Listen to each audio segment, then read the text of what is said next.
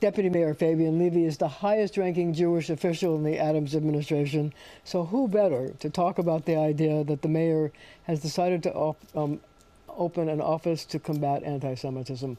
Why now, and why is he doing it? Well, thanks for having me, Marcia. So Jewish New Yorkers make up about 10% of the city's population, but are sadly the target of about 62% of hate crimes, total hate crimes. That means almost all other hate crimes combined don't equal what the Jewish New Yorkers have felt the first quarter of this year. But why do you think there's so many hate crimes against Jews? I mean, there's a lot of hate crime in the city, but why are Jews the #1 target? So, I mean, I can't tell you what's in people's minds, but I can tell you since October 7, 2023, when Hamas attacked Israel, we've seen an exponential increase in hate crimes. We've seen, last year over 3,000 protests, and while some are there to protest, what they believe in, totally fine, there are plenty that have taken over those protests and hijacked them to push hate and push a hateful agenda. Do you think that the protests send a message to people that it's okay to hate people who are Jewish? So, look, the protest is in the fabric of this country. It's in the First Amendment, but there's a difference between protests and hateful speech. And so, I'm all for, freedom of speech. Always go out there and advocate for what you want, but you don't need to do it in a hateful way. You can advocate for something without hating on something else. That's what I think of. I mean, in the history of the Jewish people, there's always been a time when, in times of economic strife, people tend to go after people who are Jewish. And are we seeing that as well, especially given the fact that there's, unrest in the country now? Sure. So, look, history will be the judge of that. But you've made the point, and it is true that in the history of the Jewish people, they have often been the targets of, when we are 0.2% of the worldwide population, but overwhelmingly get blamed for plenty of the problems in the world, which is a very sad thing to do. So what can this office do? Sure. So one of the things that this office is doing, we put a new executive director in charge of it, and he's going to have a whole of government approach to combating anti-Semitism. One thing he's going to do is put a point person at every city agency that will review materials that go out, executive orders, newsletters, etc., to make sure that there's not a whiff of anti-Semitic language or rhetoric in there. He's going to be working on possibly joining or starting new lawsuits for the city when we need to file something against someone who's acting in an anti-Semitic manner, possibly working with other organizations to figure it out. And one of the things that we're going to be doing is putting together a volunteer organization of commissioners that will help advise this executive director on other paths forward. How do you deal with anti-Semitism in the schools? The former schools chancellor had to testify in Washington about anti-Semitism and was questioned quite closely by a number of congressmen. And also, about anti-Semitism in the schools after there were incidents at Hillside High School and Origins. I wonder what's the best way to deal with it and to educate kids, and at what grade level do you think it works? And you just said the word right there, educate kids. We have to make sure education at every level of our school system, whether it's elementary school, middle school, high school, or college, that we're talking about these things. And it's, whether we're talking about anti-Semitism, anti-LGBTQ, Black, any kind of group, we have to make sure we have a diversity of thought in our schools. And so making sure, we have this hidden voices agenda that we put in the schools. And one of the things we're talking about right now is making sure we have more conversations about anti-Semitism so people understand it. But one of the things that the mayor talked about when he announced this was having this office look at asking the law department to join in court cases. What kind of court cases are we talking about, and what kind of actions can the city take to root out anti-Semitism? Sure. So that's one of the things I mentioned. Absolutely, either join or create their own lawsuits from the city level. Look, if we're seeing anti-Semitism, whether it's on a college campus, whether we're seeing it in a business, we're trying to figure out ways that we can root it out. And so court cases, obviously it's not always the ideal way to start off, but if that's the way, the path we take, that'll be the best way to get the message across. One of the things that have troubled some people in the mayoral race is that there's a candidate for mayor Zohar Mamdani, who, as an assemblyman, has refused to sign off on resolutions in Albany that would, in honor of the Salute to Israel parade, which is happening today on Sunday, but also to recognize the problems of the Holocaust. Do you think that actions like that tend to foment Jew hatred? So I'll speak as a Jewish New Yorker and not as the deputy mayor right now. It is deeply saddening to me and disappointing that anybody that would want to run for mayor of the city with the largest Jewish population outside of Israel could not recognize the Holocaust, could not recognize the state of Israel. It's mind-boggling to me in 2025.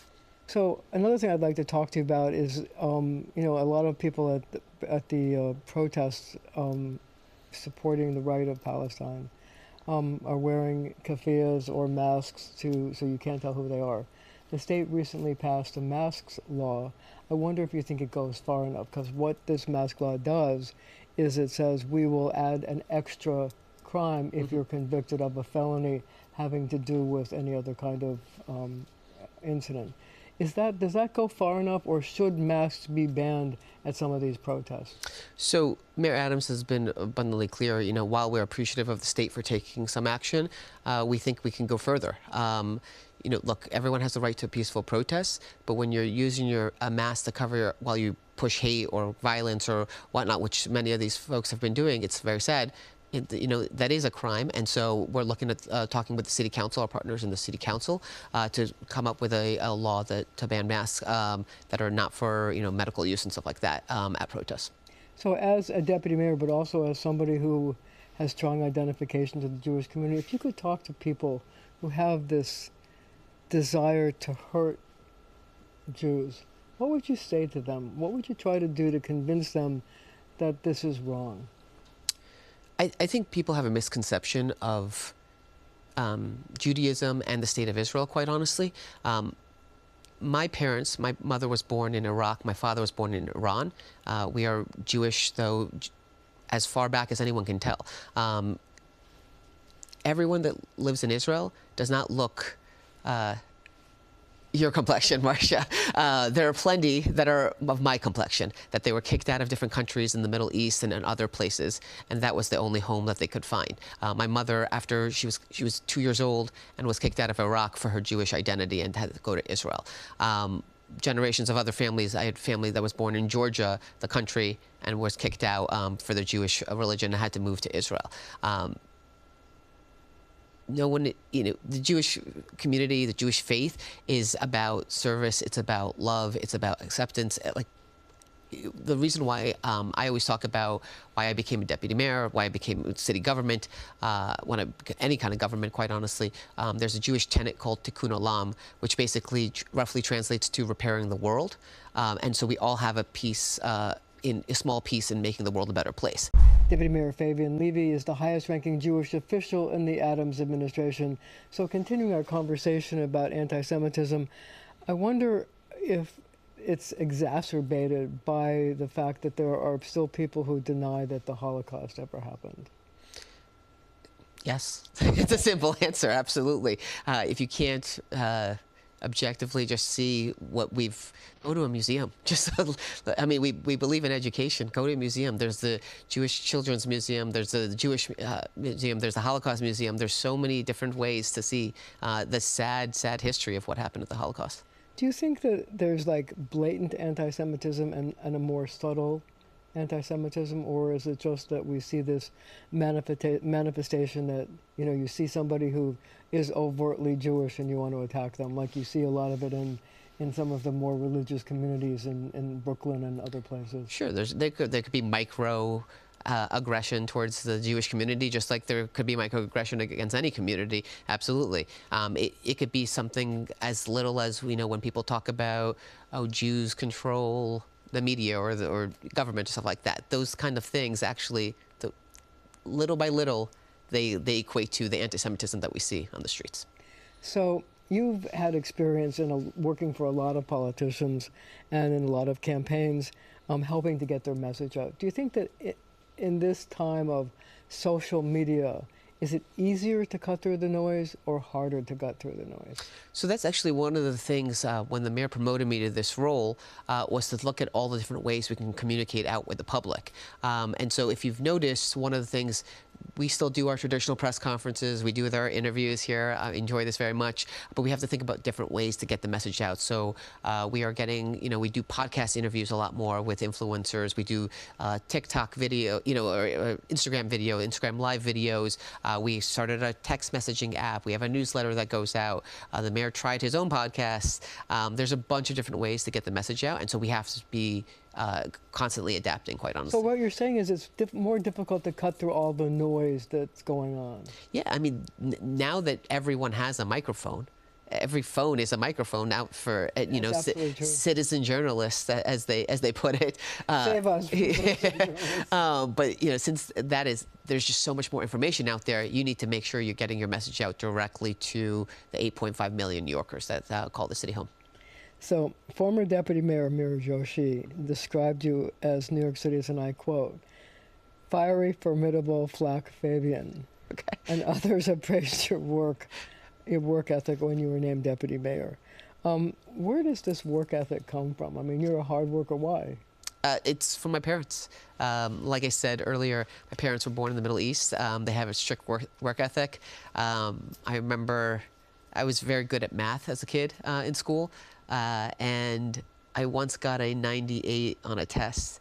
And I remember a lot of my other friends in school, their parents put their tests on the fridge, and I used to ask about that. What are you doing? And I went home and I asked my dad, I'm like, oh, I got a 98. He's like, what happened to the other 2 points? So he loved me a lot. Let me be very clear about that.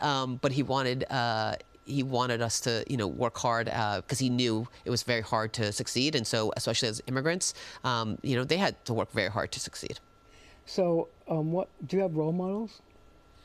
Yeah. I mean, look, my parents are role models, people who moved here with nothing really and, built a life for themselves because they wanted to build a family here. But a lot of the teachers I had growing up, quite honestly, I had a teacher in high school that was a huge role model to me. We had a class that combined social studies, English, and like a creative arts kind of class together, and we put together a play our senior year of high school. But he really inspired me to, one of the presidential elections was my senior year of high school, and so we did a whole semester based off of that, and that's what really inspired me to get into public service and work in government. Do you have a favorite? No, I'm not going to ask you that. Okay. I'm not going to ask you that, but I was sort of interested in this. Like, all work and no play makes Mr. Levy a very dull gentleman. Okay. What do you do in your free time that you enjoy, that inspires you? Well, quite honestly, I don't have as much free time as I did before I had this job. 85, 90 hours a week on the job. What I would like to do when I finish this job, whenever it is, and hopefully in the future, I'd like to go back to a more regular workout that I used to do that helped decompress. I used to play the drums in high school. You played the drums? I used to play the drums. Were you good? I was okay, but I'd like to take drum lessons again, and that would be a lot of fun to do that again. So, have you ever been starstruck? And is there somebody that you haven't met that you'd like to meet? Starstruck, because I've worked for so many different politicians, and I also very, very much, when I was younger in my career, I worked in entertainment. So I actually dealt with a lot of celebrities. I don't think I've actually ever been starstruck. I mean, it was pretty cool. One time I was in an elevator with Kiefer Sutherland while 24 was on, and I loved that. But I didn't geek out or ask him for an autograph or anything like that. So I was going to ask you if you have any hidden talents, but now we know you're a drummer. I was a drummer. Let me be very clear. I don't want to pretend like it's still a skill I have. So I would like to take lessons again and get there. So what are your hidden talents? My hidden talents, I'd say my math skills are pretty good. I don't use it in this job, but when we have a press release or something that goes out and I do the quick math in my head. My team's like, oh, we checked the numbers. I'm like, you didn't check the numbers. Let me, I just did it right now. So Mayor Adams always walks out to his press conference to Empire State of Mind. I wonder if you Isn't it the greatest song in the world? And I've heard it like every week. No. So if you had to choose a theme song for your walkout song, what would it be? I mean, you do have musical ability. You played the drums. Do you have a favorite song? Favorite song? I actually like a lot of the, I like The Who. Elton John, Really? Queen, yeah. Actually, I recently went to Jazz Fest in New Orleans, Really? and Pearl Jam was playing. They were great there. Pearl Jam took me back to like really to my youth. So last question. You get to see the city inside and out. So in your experience, what would you say is like the best thing about New York City? Or pick two things. The best thing about New York City, or best thing about the way I get to see my job here? To take your pick. Well, the best thing about New York City is it has everything. Food, culture, nightlife, whatever you want, it really has. And so anyone who visits the city, it'll have something for them. That's the thing that I think is the greatest thing about the city.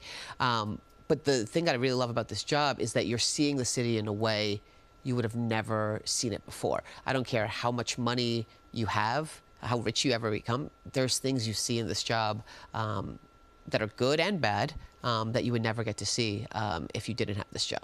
What are the things that you think are the bad and what are the good? The bad are, sadly, like my first week on the job, there was every single night a police officer was shot in the first month. It was like the mayor's like third week or so. And it ended with the double murder of Officers Rivera and Mora, detectives, excuse me, Rivera and Mora. It must have been heartbreaking. It was every night in the hospital, but that last night, it was absolutely seeing the families, absolutely. And I would not wish that on anybody. But there's also great things that you can see in the city. You can see the talent of the kids in different schools, going to a pre-K and meeting a bunch of kids. You can see the great work of city workers. When we're changing the way our water system works and going down into a tunnel and seeing like how the infrastructure of the whole system and seeing all the city workers that have been working on this for a long time. That's a pretty cool thing to see. You wouldn't ever get that experience, but it's just seeing how the city functions and knowing all the ins and outs. It's just something you wouldn't get that experience otherwise. Thank you, Fabien Levy, who's beating the drum for New York City. How do you like that? There you go. Thank you for joining me, and thank you at home for joining us as well.